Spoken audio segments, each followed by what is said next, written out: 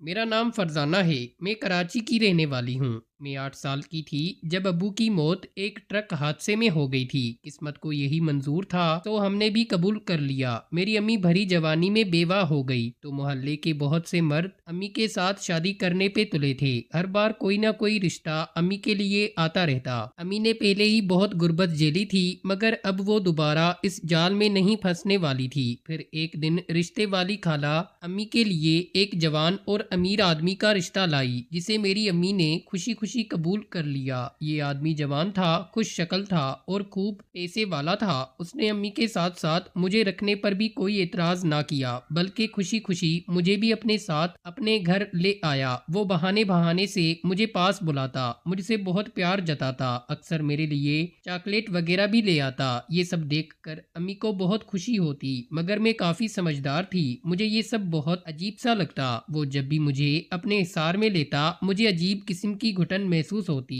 मैं जानती थी कि वो मेरा सगा बाप नहीं है, इस वजह से उसका बार बार मुझे छूना बिल्कुल भी अच्छा ना लगता। मैं स्कूल जाने लगी थी। वो ऑफिस जाते मुझे स्कूल छोड़ देते और वापसी पर भी अपने साथ ही ले आते। रास्ते में मुझसे बहुत सारी बातें करते मगर मुझे उनकी मीठी बातें भी जहर लगती। ना जाने क्या वजह थी कि मैं उनको अपना बाप तस्लीम ही ना कर पा रही थी। आहिस्ता आहिस्ता मैं बड़ी हो रही थी। मुझे अच्छे बुरे की सारी समझ आ गई थी। मैं अब 16 साल की हो चुकी थी। अम्मी हर वक्त घर के कामों में मसरूफ रहती। मुझे ज्यादा वक्त अपने सौतेले बाप के साथ गुजारना पड़ता था क्योंकि हमारा हाल एक ही था। 2 कमरे थे, एक अम्मी अब्बू का, एक मेरा। हम सब अपने तमाम काम हाल में ही करते थे। मैं अक्सर स्कूल का काम करती जबकि अब्बू अपने लैपटॉप पर ऑफिस का काम करते रहते और अम्मी का ज्यादा वक्त बावर्ची खाने में ही गुजरता। वो हमेशा अब्बू के लिए तरह तरह के खाने बनाया करती ताकि वो उनसे हमेशा खुश रहें। वो बहुत ज्यादा पैसे वाले थे।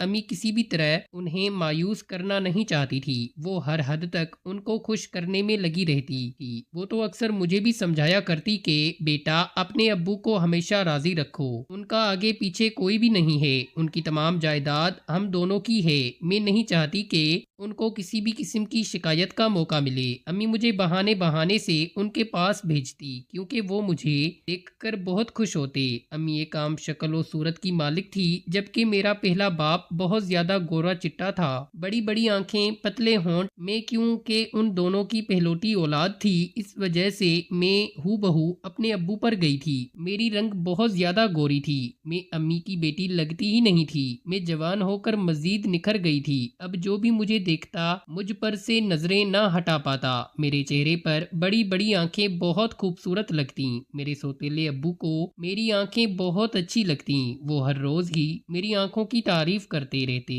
उन्होंने मुझे हर तरह से आजादी दे रखी थी। मुझे कभी किसी चीज की कोई कमी ना होने दी बल्कि वो खुद ही मुझे कहते कि किसी भी जगह से तुम शॉपिंग करो और अच्छे अच्छे फैशन करो। मगर मैं बिल्कुल भी इन सब में दिलचस्पी ना लेती। मुझे सादा लिबास ज्यादा पसंद थे। वो पूरी तरह अपना पैसा हम माँ बेटी पर लुटाया करते। खासकर मुझ पर तो वो जान निछावर करते। मगर मुझे उनका ये सारा प्यार बहुत अजीब लगता और मैं इन सब में खुद को बहुत गैर महफूज महसूस करती। मुझे कोई भी दौलत का लालच नहीं था। ना जाने मेरी माँ को ये सब ही क्यों पसंद था। वो खामखा ही मुझे अपने शोहर के पास भेजती, कभी चाय लेकर तो कभी पानी। वो मुझे देख कर एक अजीब सी मुस्कुराहट अपने चेहरे पर बिखेरते। इस घर में एक स्टोर रूम था जो कई सालों से बंद पड़ा था। उसे खोलने की कभी जरूरत ही महसूस ना हुई थी मगर अब घर में पुराना सामान काफी ज्यादा हो गया था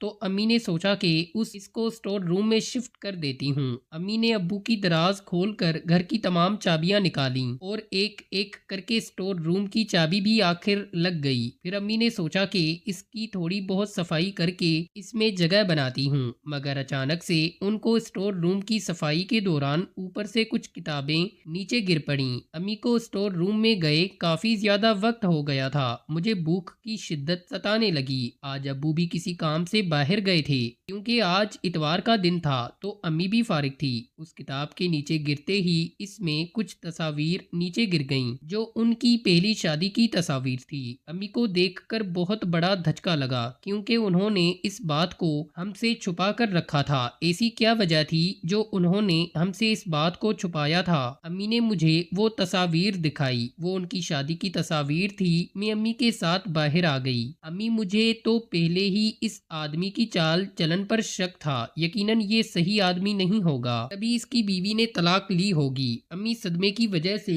کافی گھبرا کر رہ گئی تھی، مگر انہوں نے ایک پلان بنایا تھا اور مجھے سمجھایا تھا کہ تم نے کسی طرح اس سے پوچھنا ہے کہ ان کی پہلی شادی ٹوٹنے کی کیا وجہ تھی۔ امی نے مجھے ان کے قریب رہنے کا کہا۔ اب امی مجھے ان کے پاس بھیجتی تو کبھی ان کے سامنے کہتی کہ ان کی ٹانگیں دبا دو، وہ دن رات ہمارے لیے محنت کرتے ہیں، تم ان کی عزت نہیں کرتی، ان کی عزت کیا کرو، ان کو مان دیا کرو، آخر کار وہ باپ ہے تمہارا۔ وہ یہ سب سن کر بہت زیادہ خوش ہوتے۔ ایسے آہستہ آہستہ میں ان کے قریب ہونے لگی۔ اب امی روزانہ مجھے کہتی کہ باپ کی ٹانگیں دبا دو، ان کی خدمت کرو، وہ واحد سہارا ہیں ہمارا۔ میں امی کی بات چپ چاپ مان لیتی۔ ایک رات انہوں نے ہم سب کو آئس کریم کھلانے کا پلان بنایا۔ ہم سب باہر گھومنے گئے۔ امی نے جیسے ہی آئس کریم کھائی تو گر کر بے ہوش ہو گئی۔ مجھے اپنے سوتیلے باپ پر شک ہونے لگا کہ ہو نہ ہو یہ انہی کی کوئی سازش ہے۔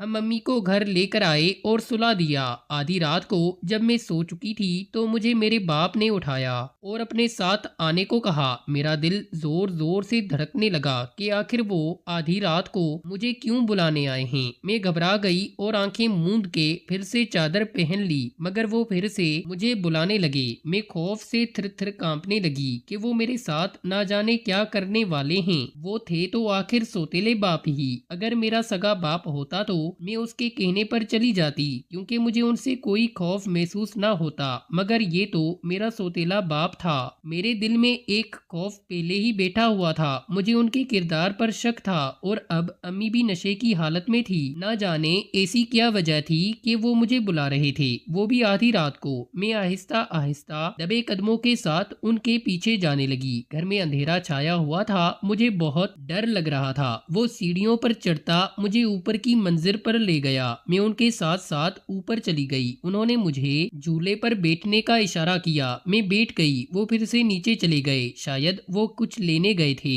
میں مزید خوف محسوس کر رہی تھی۔ وہ اوپر آئے تو ان کے ہاتھ میں 2 کافی کے مگ تھے، ایک مجھے دیا، ایک خود پینے لگے اور کہنے لگے مجھے تم سے ایک بہت اہم بات کرنی ہے۔ میں چمکتی آنکھوں کے ساتھ ایک سپ لگائے انہیں دیکھ رہی تھی۔ وہ بھی میری آنکھوں میں آنکھیں ڈال کر مجھے دیکھ رہے تھے۔ مجھے کہا کہ پہلے تم یہ کافی ختم کرو۔ میں سوچنے لگی کہ اگر اس میں کوئی نشہ وغیرہ ہوا تو میری تو زندگی برباد ہو جائے گی، مگر میں اس وقت اس کے ساتھ بالکل اکیلی تھی، اس لیے مجبوراً مجھے اس کی بات ماننی تھی۔ میں نے اس کا کہا مانا اور کافی ختم کی۔ اس نے کہا کہ جس طرح تم سے میرا کچھ دنوں سے خیال رکھ رہی ہو، اتنا مان اتنا پیار دے رہی ہو، مجھے اس بات کی بے حد خوشی ہے کہ تمہیں میرا خیال ہے، میرے لیے تمہارے دل میں عزت ہے، تم بہت اچھی لڑکی ہو۔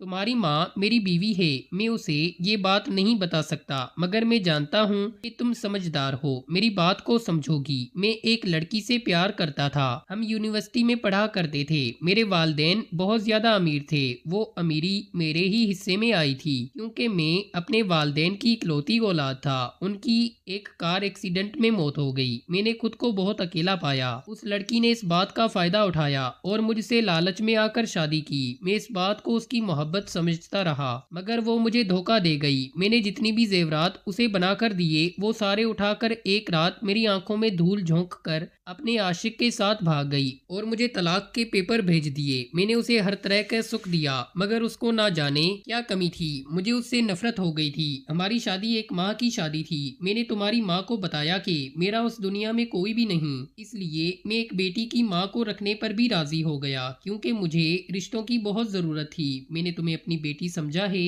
और तुम्हारी माँ को अपनी हमेशा की शरीके हयात। मुझे पूरा यकीन है कि तुम लोग मुझे इस बात के लिए माफ कर दोगे। मेरे दिल पर एक बोझ था कि मैं ये बात आप दोनों को बता दूं। तुम्हारी माँ मेरी बीवी है, हो सकता है वो मुझे धोखेबाज समझे या कुछ और, मगर तुम पढ़ी लिखी समझदार हो, तुम मेरी बात का यकीन जरूर करोगी। मेरा सब कुछ आप दोनों का है। मैंने अपना सब कुछ तुम्हारी माँ के नाम कर दिया है। मैं तुम दोनों का बहुत शुक्रगुजार हूँ, जिस तरह से तुम दोनों ने मुझे संभाला है। ये सुनकर मेरी आंखों से आंसू बहने लगे और दिल में शर्मिंदगी हुई। उस शख्स को मैंने दिल से अपना बाप तस्लीम कर लिया और अपनी माँ को भी सब कुछ बता दिया।